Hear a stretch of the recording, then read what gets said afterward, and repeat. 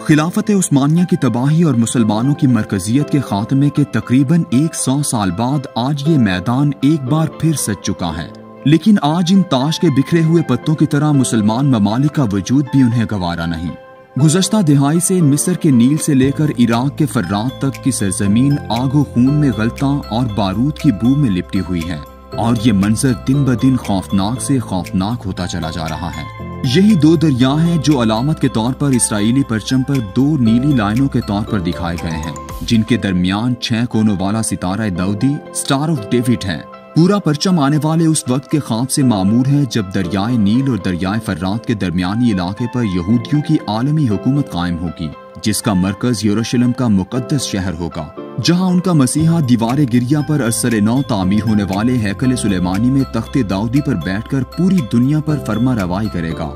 बरतानवी शाही खानदान आज भी अपने आप को हजरत दाऊद का वारिस तस्वुर करता है और हर नए बादशाह या मलिका को वेस्टमिनिस्टर एबे में रखे हुए तख्ते दाऊदी पर बिठाकर ताज पहनाया जाता है। इस तख्ते दाऊदी के नीचे एक पत्थर की सिल है, जिसके बारे में ये यकीन किया जाता है कि इस पर हजरत याकूब अलैहिस्सलाम बैतुल हिल्म में आराम किया करते थे।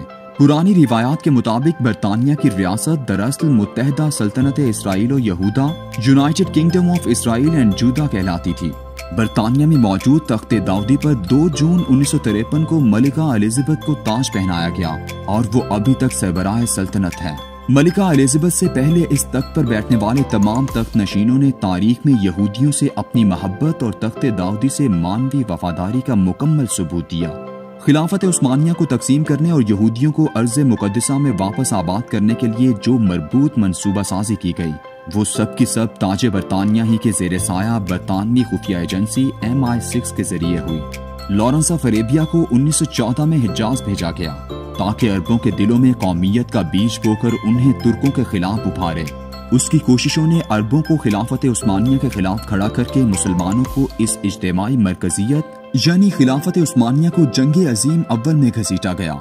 बल्कान की जंगों से निढाल खिलाफत उस्मानिया जब 29 अक्टूबर 1914 को जंगे अजीम अव्वल का फरीक बनी तो आने वाले सालों ने बरतानिया का हदफ वाज़े कर दिया। जंग के बाद इसमें शरीक दुनिया के तमाम ममालिक वैसे के वैसे रहे, लेकिन खिलाफत उस्मानिया के टुकड़े टुकड़े करके उससे नस्ली और इलाकाई कौमियत की बुनियाद पर कई एक मुसलमान मुल्क तख्लीक किए गए। मगर इस तस्वुर कौमियत के बिल्कुल बरक्स 1916 के बेल्फर डिक्लेरेशन के मुताबिक यहूदियों को मजहब की बुनियाद पर मुल्क बनाने के लिए इस खिलाफत उस्मानिया में से ही इसराइल का इलाका फराहम किया गया। इस साजिश और तोड़फोड़ के जमाने में बरतानिया पर जॉर्ज पंजुम की हुकूमत थी, जो 6 मई 1910 से लेकर 20 जनवरी 1936 तक 26 साल बरसरे इक़्तिदार रहा। उसी दौर में बरे-सगीर पाको हिंद में भी ताजे बरतानिया का हिस्सा था। जंग जीतने और उम्मत मुस्लिमा को शिकस्त से दोचार करने में इस खित्ते ने भरपूर किरदार अदा किया, लेकिन सबसे नुमाया किरदार उन इलाकों का है जो आज पंजाब और खैबर पख्तूनख्वा कहलाते हैं। पहली जंग अजीम के दौरान पूरे हिंदुस्तान से 15 लाख अफराद फौज में भर्ती होकर गए। उन 15 लाख अफराद में से 6,83,149 लोग उन इलाकों से थे जो इस वक्त पाकिस्तान कहलाते हैं और उनमें 90% से भी ज्यादा मौजूदा पंजाब से ताल्लुक रखते थे।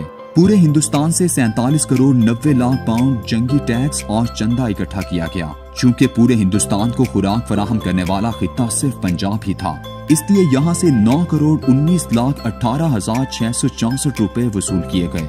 जंग शुरू हुई तो हिंदुस्तान से 69 रेजिमेंटें फौरन रवाना की गईं, जिनमें से 41 पंजाब के फौजियों पर मुश्तमिल थीं। जून 1915 तक हिंदुस्तान से 80,000 फौजी जंग के लिए यूरोप भेजे जा चुके थे, लेकिन यूरोप के सर्दी और इलाके से नावाकिफियत होने की वजह से उन्हें जिल्लत आमेज शिकस्त हुई। लाहौर डिवीजन में से फैरोजपुर और जालिंदर की ब्रिगेड का चंद हफ्तों में सफाया हो गया। जर्मन अफवाज ने जहरीली गैस इस्तेमाल की, जिसने बाकियों को भी अजियतनाक मौत से दोचार कर दिया। उसके बाद हिंदुस्तानी फौजियों के लिए उनके हस्बेहाल मौसम और इलाके का इंतखाब करके उन्हें खिलाफत उस्मानिया के मुसलमान सिपाहियों से लड़ाने के लिए रवाना किया गया। अप्रैल 1915 से जनवरी 1916 तक ये हिंदुस्तानी फौजी उस्मानी तुर्कों से तुर्की के जजीरे गैलीपोली में लड़े, लेकिन उन हिंदुस्तानी खुसूसन पंजाबी फौजियों ने ऐसी जिल्लत आमेज शिकस्त खाई कि बरतानवी वज़ीर-ए-आज़म एस्कॉट और चर्चिल दोनों को उनके ओहदे से हटा दिया गया। तुर्क अफवाज से लड़ने के लिए इराक में भी जो 6 लाख दस्ते भेजे गए, उनमें भी अक्सरियत हिंदुस्तानी सिपाहियों की थी। ये लड़ाई कुव्वतुल अमारा बसरा के मकाम पर हुई। उस्मानियों ने उन अंग्रेज के वफादार हिंदुस्तानी फौजियों में से 1.5 लाख को ठिकाने लगा दिया अल्लाह ने अंग्रेज के उन बहादुर वफादारों पर हैजा, मलेरिया और जुओं से फैलने वाली टाइफस को ऐसा मुसल्लत किया कि मौत उनकी राह देखने लगी। बच जाने वालों को जंगी कैदी बना दिया गया, जिन्हें शाम और मौसल में बेगार पर लगा दिया गया। इस शिकस्त के बाद बरतानिया ने हिजाज के हाशमी खानबादे के चश्मो चराग अली बिन हुसैन अल मारूफ शरीफ मक्का को साथ मिलाया और कौमियत के नाम पर अरबों को तुर्कों के खिलाफ उभार कर जंग का पासा पलट दिया। इस घमसान की जंग के लिए हिंदुस्तान खुसूसन पंजाब से नई भर्तियों का आगाज किया गया। उमर हयात टिवाना फ्रांस जाने वाले पहले दस्ते में मौजूद था। उससे कुव्वतुल अमारा यानी बसरा के इलाके की जिल्लत आमेज शिकस्त के बाद मुसलमान फौजियों को मुतमईन करने के लिए इराक भेजा गया। मालूम नहीं उसने ऐसा क्या जादू किया कि वो अपने ही कलेमा को मुसलमानों से लड़ने के लिए एक बार फिर ताज़ा दम हो गए। उमर हयात टिवाना को एजाजी मेजर का ओहदा अता हुआ और उसे भर्ती ऑफिसर बनाकर वापस हिंदुस्तान भेजा गया और साथ ही एक हुक्मनामा भी दिल्ली सरकार से जारी हुआ कि पंजाब से 3000 गधों और उतने ही ऊंट चराने वालों की जरूरत है। ये काम मलिक खुदाबख्श टिवाना, खान साहिब मोहम्मद जफर खान, शेख नजमुद्दीन और लाला रामचंद के जिम्मे लगा। ये लोग बला के थे। इन्होंने एक हफ्ते के अंदर अंदर 8500 बंदे, बमा, गधे और ऊंट अंग्रेज सरकार को फराहम कर दिए। अंग्रेज से वफादारी में सिर्फ जागीरदार ही नहीं बल्कि पीर और सज्जादा नशीन भी शामिल हो गए। अटक के पीर गुलाम अब्बास और मखड़ ने अपने 4000 मुरीदों को फौज में भर्ती करवाया। इन मुरीदैन और जागीरदारों के भर्ती किए गए फौजियों में से अक्सर वो थे जो बैतुल मक़दस को फतह करने के लिए जनरल एलन बी के साथ लड़े थे। पंजाब के अक्सर गद्दी नशीन और सज्जादा नशीन पीरों के मुरीद और आम भर्ती किए गए मुसलमान ही थे जो इराक, हिजाज और फलस्तीन में ताजे बरतानिया की फतह के लिए लड़े थे।